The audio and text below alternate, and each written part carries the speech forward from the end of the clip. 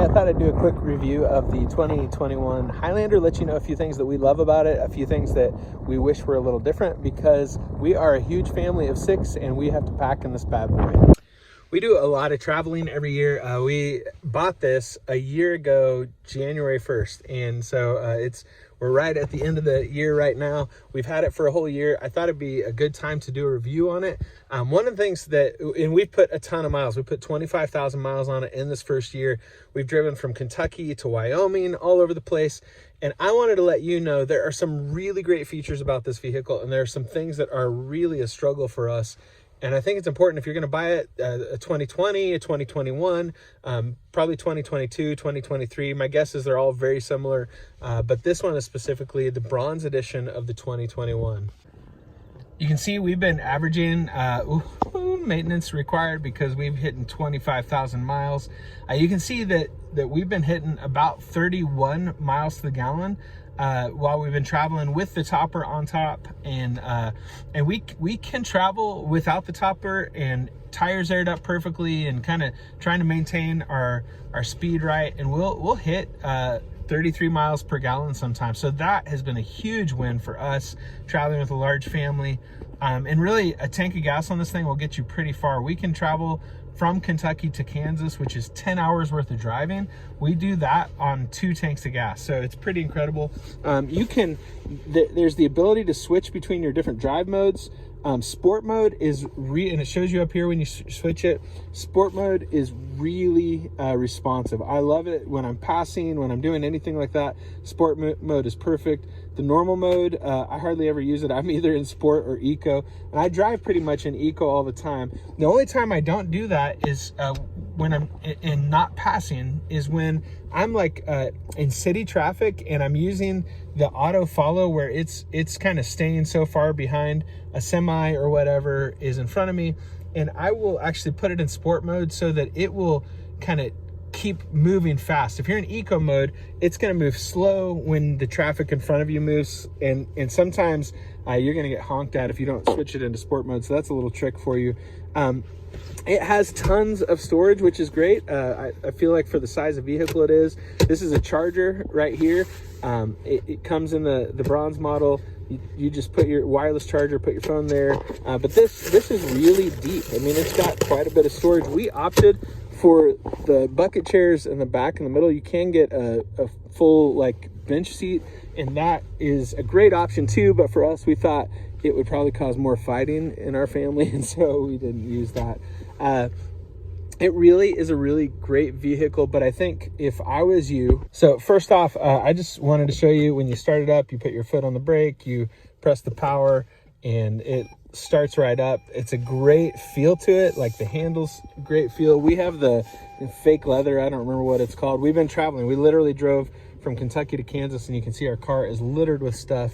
One of the things that I have loved about this vehicle is how easy it is to drive. Like we just went through a snow apocalypse, so you can see there's still some snow and ice on the ground, and this thing handles so incredible in the snow and ice. Like, it does a great job of pushing the power to the right wheels at the right time. One of the things I love, my kids love this too, is you can click this button on the radio and you can watch which wheel is getting what, where the power is going to. This is a hybrid model. We've loved that about it. I love the steering features. My wife, it freaks her out, but when you're driving, you can do lane assist, and like it literally will drive for you. If you just kind of put a little bit of weight on the steering wheel, it will drive the whole way for you, and it's really a great function. We've had hardly any problems with it. That piece has been incredible. We also got the bronze edition. It wasn't what we had intended, but it had some cool features like this. When you are driving, if your back seat is full, or you packed the back full of presents and stuff for Christmas or for some trip, you can flip this and it shows you a rear camera that allows you to see what's going on behind you. And that's a huge, really great feature. Really makes a big difference when you're driving and have a lot of people in your car. But I wanted to show you some of the stuff that we struggle with. One of the things that we struggled with is this second row has great room, but the problem is we have 6 people in our family total, and so when we're sitting in the very back, you can see the leg room is pretty tight back there. And what that means for us is that my kids in the second row have to scoot their seats forward, and then my wife has to scoot her seat forward because my son is 6 feet tall and his knees are hitting the back of this. And it just ends up, like, for us, for a long distance with a big family, it becomes a pretty tight ride. I wish that we had taken a little bit more time on test drives and felt what that was like, because that has been probably our biggest struggle. And also, in the very back, there's just hardly any storage room back there when you lean the seats back. Literally, we fit a couple, like, bag cooler kind of things back there, maybe a present or two when we're traveling, maybe a duffel bag. You could probably fit like 4 duffel bags back there.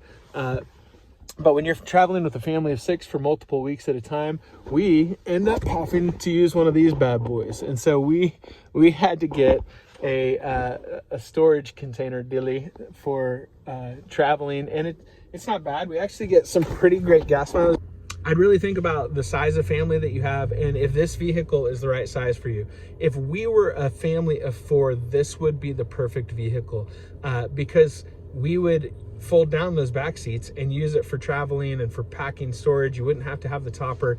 It would be an incredible vehicle for that. For a family of 6 that has some big kids in it, it's a little bit tight. Actually, in the very back seat, I don't think you can see it, but our kids have what we call the tushy cushies, because the seats are not comfortable for a 10-hour drive like we have to do regularly for our family.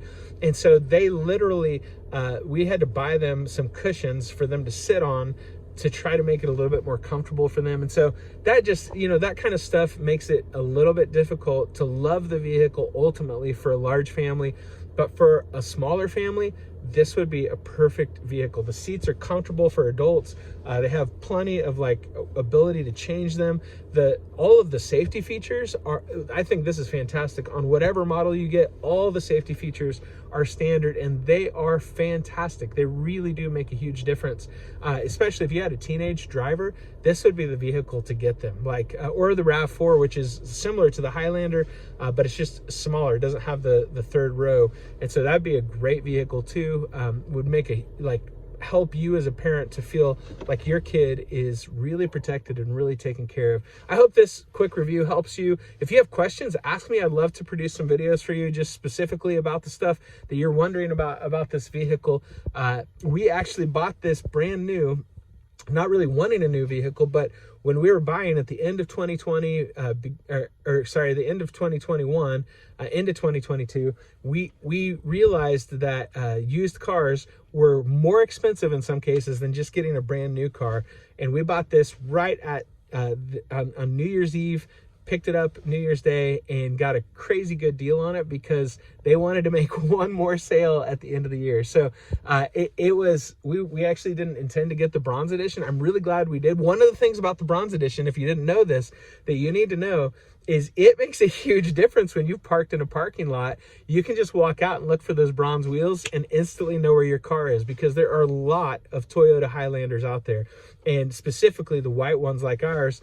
We got the pearl, it's some kind of white pearl color, I don't remember what it is, but there's a ton of them out there. And so being able to just look for those bronze wheels, they also just look really sharp. There's little details like this bronze that's on the seats, bronze stitching all throughout. It's on the dashboard here. You can see, let me find it. Oh, right there. You can see that there's this bronze stitching all along, and it really makes it look sharp. I think when you go to sell it, it's going to be just a nice addition. Nobody's going to pay for that on resale, but they are going to go, oh, that's a sharp looking car. And so it really is a really nice vehicle. You just need to figure out if it's the right size vehicle for you and your family. Hey, I hope that helps. Be sure, again, comment, subscribe, ask me questions. I'd love to produce a video just for you, answering your questions and kind of showing other people, because if you have that question, other people do too. Ooh, one last thing that I thought of is that this car has the ability to remote start, but it doesn't work like you would hope it would work. When you remote start, you hit the lock button on your key thingy, dongle is the right word.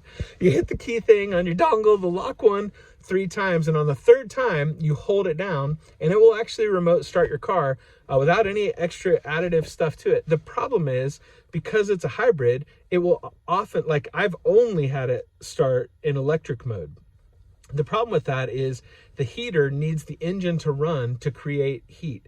And so the only time you really are looking to remote start your car is when it's cold out, pretty much. And so you get in your car, the moment that you open your door, it shuts it off, which is a good thing, safety feature, right? Keeps people from being able to steal your car. But you open your car door hoping that it's been warm, and it's not warm because it was only using electric mode and it never triggered the heater. And that is kind of a bummer. It would be nice if there was a way in the settings to go in and just change it and to fix that. One other thing I just thought of, man, I'm thinking of things right at the end. I hope this is okay with you. A big bummer for us was that the heating and cooling system in this car came pre-programmed to automatically run the air conditioning without telling you it was doing so. It wasn't a big deal. It didn't affect our gas mileage. What it did do was it was causing the air to recirculate in the summer months, but it didn't show that. It didn't tell us that it was recirculating. And so here's the problem with that. We live in a very humid climate, and so it would run that, it would recirculate it, and it would keep water in the pan, and we ended up getting a really bad moldy smell. I've had that happen before in other cars because of using recirculation. We don't use that typically, and I couldn't figure it out. I finally took it to the dealership. They were like, we don't know what's going on. We don't know why it's doing this.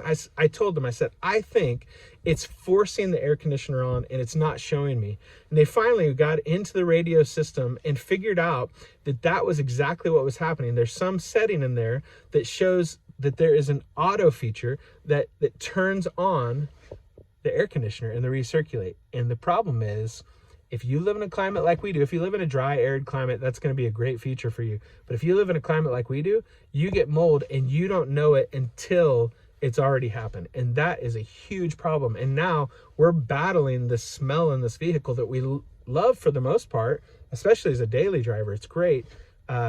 But we're battling the smell because they didn't think to show you that they were doing stuff in the back end, and that's a bummer. So hopefully that's helpful too. Little additive free for you. Merry Christmas.